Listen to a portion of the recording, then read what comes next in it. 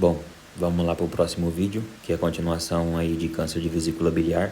Vamos abordar agora câncer de vias biliares extrahepáticas, né, dos condutos hepáticos. Lembrando sempre que é um vídeo onde eu estou estudando, né? Quem puder ajudar aí, compartilhar algum ponto de vista diferente, algo que notou que se eu expliquei algo errado, enfim, participar aí para poder aprender mais, né? Para mim aprender mais com vocês, ter um ponto de vista diferente, enfim. Vamos lá para o próximo tema. Os cânceres de vias biliares extrahepáticas são raros, né? Não é comum. Representam apenas 3% aí dos câncer gastrointestinal, né? Não é muito alta a sua incidência. Tem preferência aí da quinta à sétima década de vida, né? Esses tumores têm maior prevalência em homens, né? A maior incidência deles é em homens, diferente dos cânceres de vesícula biliar, colecistites, colelitias, que são em mulheres. Os cânceres de vias biliares são em homens. 97% deles são adenocarcinomas. Não está relacionado com cólico biliar, né, com as litíases. Não tem relação direta.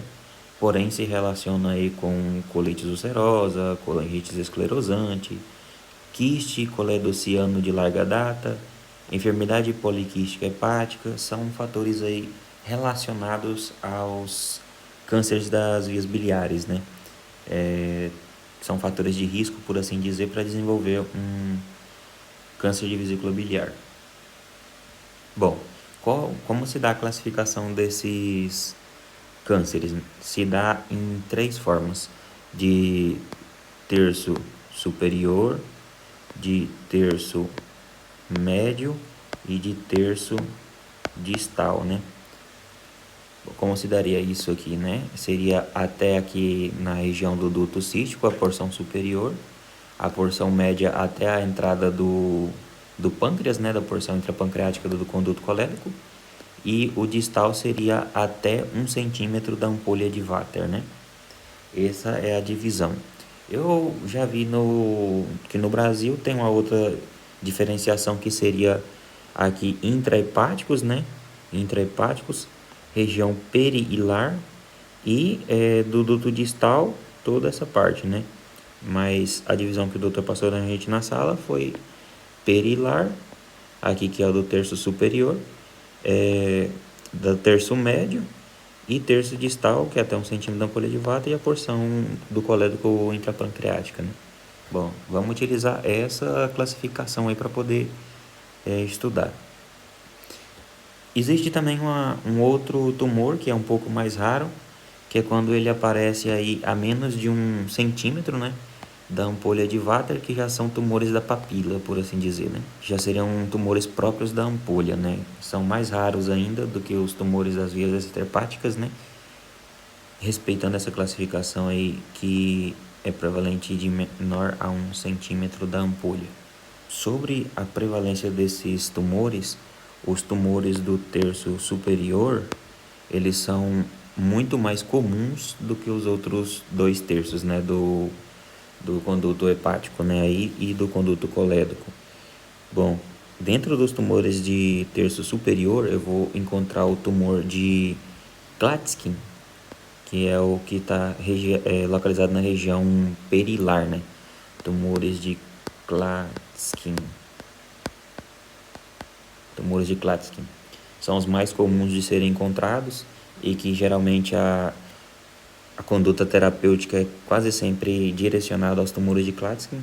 Vamos mencionar aqui sobre a classificação dele, né? E a terapêutica que é levado nesses pacientes. E vamos mencionar um pouco também dos outros tumores, né? Do terço médio e do terço distal aí dos pacientes.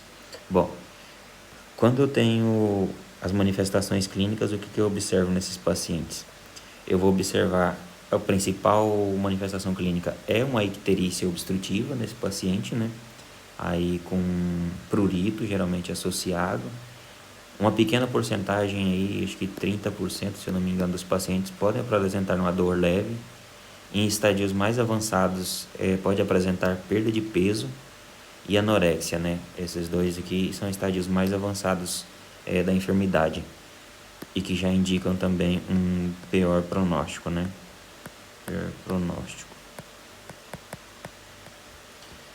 Em relação à sobrevida do paciente. Bom, vamos passar um pouquinho aqui para o outro lado para falar sobre o diagnóstico, né? O diagnóstico segue a mesma linha de raciocínio, né?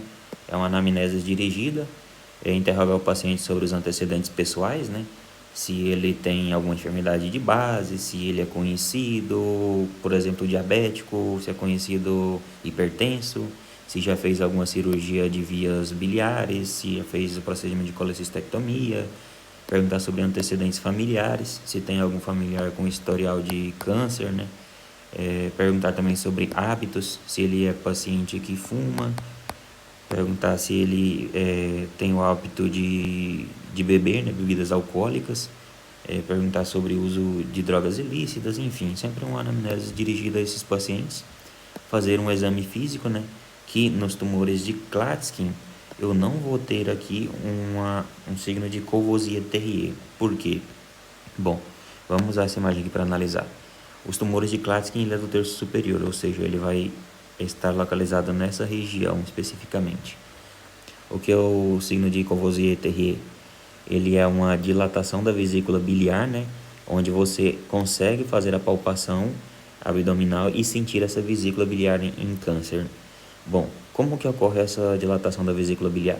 Geralmente é quando existe um bloqueio por um tumor, né, abaixo do conduto cístico, ao qual não permite a passagem de líquido, e o líquido acumula na vesícula biliar e ela se edematiza, ficando em grande volume, sendo palpável, né? Já no tumor de Klatskin, onde o tumor ele vai obstruir acima da entrada do duto cístico, eu não vou ter entrada de líquido biliar aqui dentro para poder fazer a dilatação dessa vesícula biliar.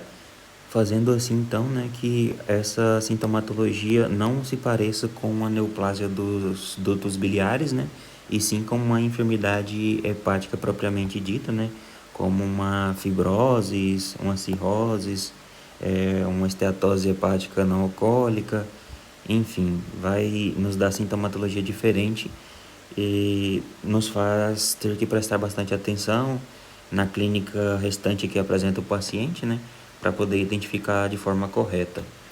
Bom,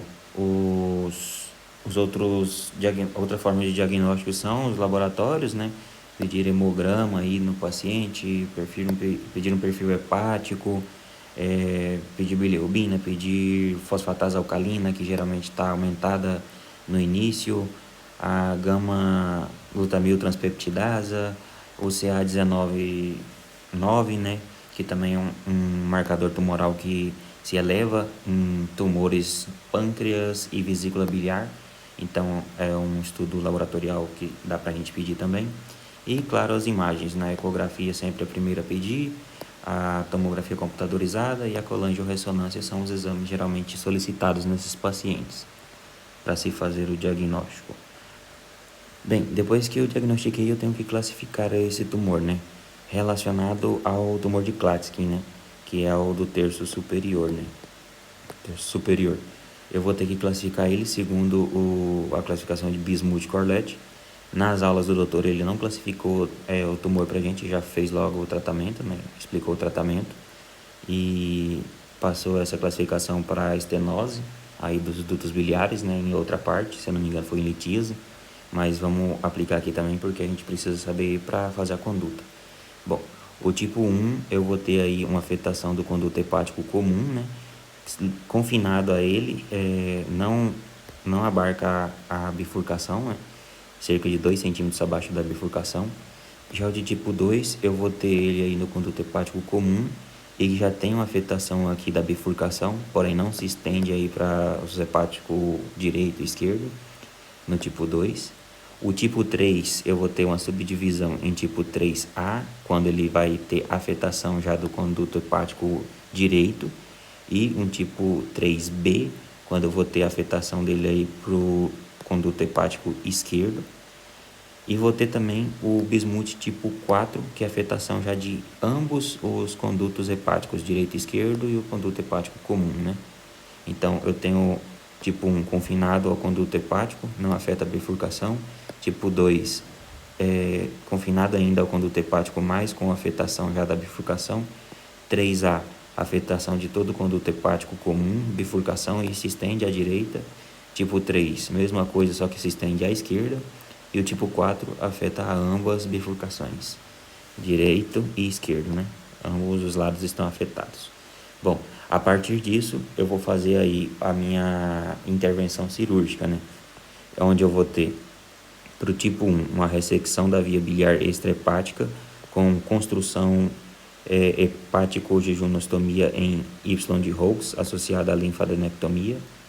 O tipo 3A, eu vou ter uma ressecção da via biliar extrahepática com trisectorectomia direita, mais ressecção do lóbulo caudado com anastomose hepático-jejunal, conduto hepático comum Y de Hooks, associado à linfadenectomia locorregional. Esse aqui é um ponto interessante sobre a ressecção aí do lóbulo caudado, né? Porque um estudo aí feito diz que boa porcentagem dos tumores de Klatskin invadem essa porção do fígado, né? Esse é um dado aí que está no livro de Mariana Jimenez, quem quiser dar uma olhada. Então se recomenda sempre fazer aí a ressecção do lóbulo caudado, né?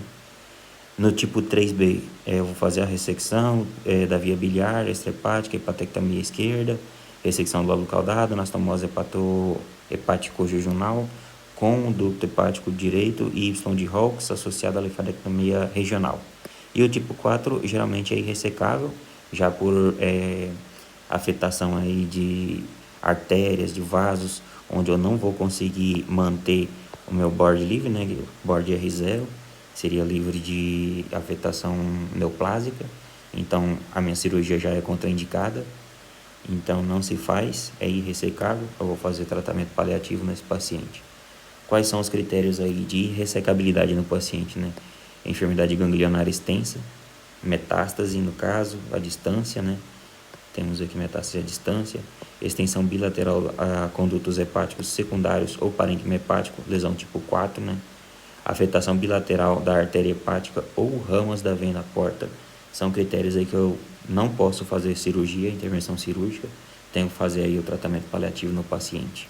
Bem, esse foi o tratamento cirúrgico, né, para os tumores de terço superior. E para o de terço médio e distal ou inferior, eu vou ter aí também praticamente uma derivação bilioentérica, né, em Y de Hooks, vou utilizar também. É mais fácil retirar aí essa parte, né, onde esteja afetação, seja na região aqui entre o duto cístico e o conduto colédoco. Eu vou fazer a seção desse local, né, retirar e fazer a derivação bilioentérica em Y de Hooks, de maneira bem parecida, né. Existe alguns lugares também que falam para poder fazer a cirurgia de Whipple dependendo do caso, se já for um tumor de pâncreas, né. A gente pode ver quando vou mencionar câncer de pâncreas, um pouco mais à frente nos próximos temas, mas de momento o livro de Mariano Jimenez nos fala sobre a derivação bilioentérica em Y de Hooks para poder fazer o tratamento de terço médio, né, e distal.